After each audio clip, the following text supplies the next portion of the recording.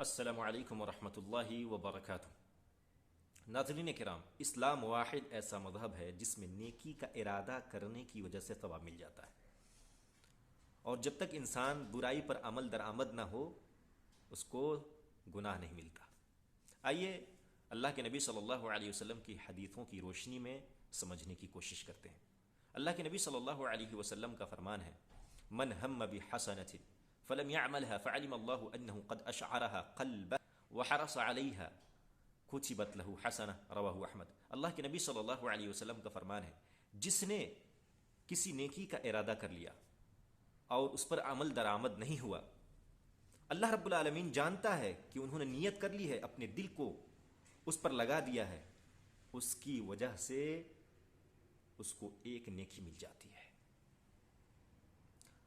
اور آئیے، جب تک بندہ گناہ نہیں کر لیتا اس کو گناہ نہیں ملتا، اس کو بھی حدیث کی روشنی میں سمجھنے کی کوشش کرتے ہیں۔ اللہ کے نبی صلی اللہ علیہ وسلم کا فرمان ہے، ان اللہ تجاوز عن امتی ما حدثت به انفسها ما لم تعمل او تتکلم، متفق علیہ۔ اللہ کے نبی صلی اللہ علیہ وسلم فرماتے ہیں کہ اللہ رب العالمین نے میری امت سے جو ان کے دلوں میں وسوسے آتے ہیں، جو خیالات آتے ہیں، جب تک اس کو کر نہ لے یا اپنی زبان سے اسے کھول نہ دے اسے گناہ نہیں ملتا، اللہ رب العالمین نے انہیں معاف کر دیا ہے۔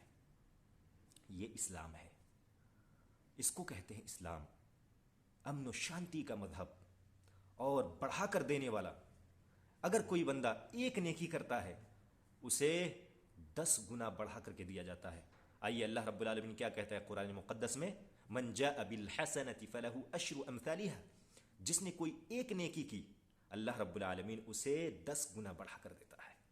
ومن جاء بالسیئۃ، اور جو برائی کرتا ہے فلا یجزی الا مثلها، اس کے برابر اس کو گناہ ملتا ہے۔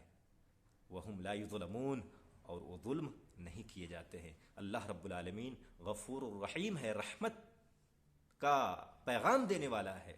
اللہ رب العالمین غفور الرحیم ہے، ظلم نہیں کرتا۔ میرے بھائیو، اسلام کو سمجھنے کی کوشش کریں، اسلام کو پڑھنے کی کوشش کریں اور سمجھیں، دیکھیں اسلام کے اندر کتنی اچھائیاں موجود ہیں اگر ہم جان لیں۔ اللہ تبارک و تعالی ہمیں اسلام پر عمل کرنے کی توفیق عطا فرمائے۔ والسلام علیکم ورحمۃ اللہ وبرکاتہ۔